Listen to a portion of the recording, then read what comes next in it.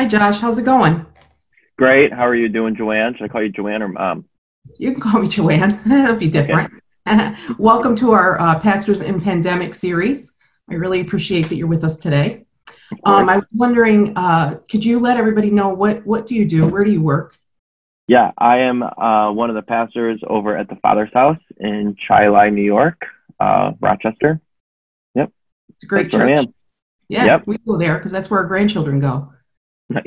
Yeah, it's good. So we're talking to pastors in different areas of the church, and like what's happening in your world? Like what has been in this pandemic? What's been your biggest struggle that you've had to deal with so far in the last 6 weeks? Because I think Pastor Pierre said you were 6 weeks online Yeah, yesterday. so we've been That's a lot. online for 6 weeks. Yeah, the biggest struggle from a church perspective, I think we've had to retool just like every other church. We've had to retool everything. So trying to figure out the things to focus on. What are we measuring now in this season? How do we know what we're doing is effective?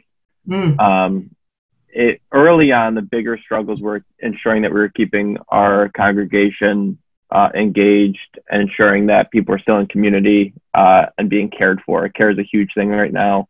So there's like a lot of elements. We tackled a ton of it in the first few days. So I would say that was the biggest struggle, is ensuring that we were still being effective as a church. Yeah. um, that's good. How many times have you relocated your office at home? Only I haven't. Really? I have been in the same spot, which is awesome. That's good. In Yeah, so I am home. We shut the door. I've got a whole bunch of lighting, and yeah, it's kind of been nice. The work from home thing has been great. Very productive. You miss people, but we're on Zoom Yeah. calls all the time. So yeah, Do you feel like you're working harder from home than you were when you went to the office? yeah, It's for crazy, sure. isn't it? I would say it's a different kind of harder. Like the Sunday grind is a lot different now. Sundays used to be a lot more running around. I'm clearly not doing that. But yeah, That's good. What's been like? What has surprised you during this season? Like, what's been the yeah. I think the fact that church has been as successful as it is, mm, I think has surprised me. I think it's surprising. It's surprising and not surprising. I think the church is very good at adapting to what's happening in the world. But it's been a very gratifying experience to rebuild church in a way that reaches people who can't go to church. yeah, Has been really cool.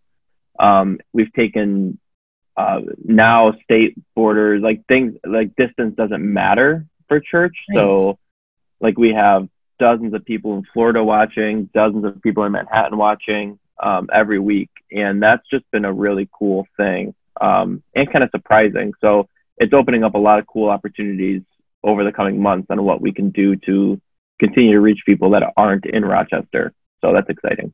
Yeah, it's really that I find it amazing on Sunday morning when you're, going through literally we could watch 5 or 6 different church services.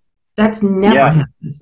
Yeah, it's going to be interesting over the next couple of years because I don't think this is ever going to go away. Like I think that we'll get back to like a different kind of normal, but church online will never change, will never leave. Right. I don't think. Yeah, so I think it's just going to be interesting to track how does this change church over the long haul. Yeah. Yeah, and church attendance. Yeah. I'm really interested to see what happens and how, you know, what continues, how it changes.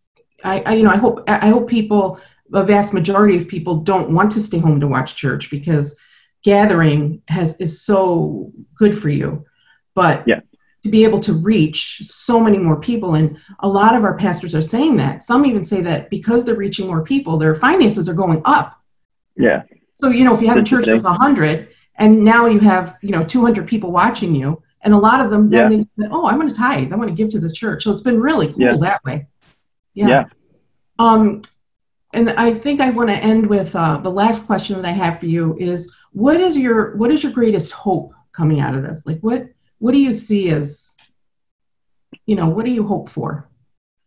I hope that the church continues to innovate. I think it's been very good for every church because it's forced innovation and creativity on how we're actually doing church. I think it's caused churches to rethink how they approach church. And I hope that never changes. I hope we continue to innovate and think of new ways to do church, think of new ways to approach people.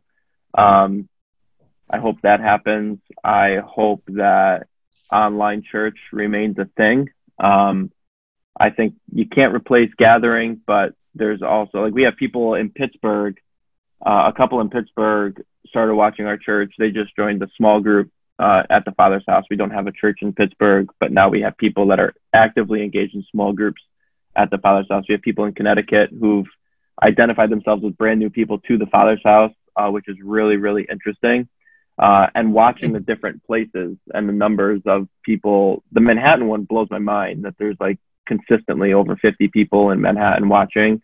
I hope that stuff never changes, where churches realize they can actually reach people that aren't in their area. So, Josh, I want to thank you for being in this series. I really appreciate it. And I want everybody to know that Elam Fellowship is really busy on social media. We're very active. Facebook, Instagram, go check it out. We have huddles coming up. We have Friday prayer every Friday at 11 o'clock, 15 minutes. Join us. We'd love to have you. And Josh, thank you. And we really love the Father's house. That's our home church. And thank you also for giving me 2 grandchildren and 1 on the way. There you go.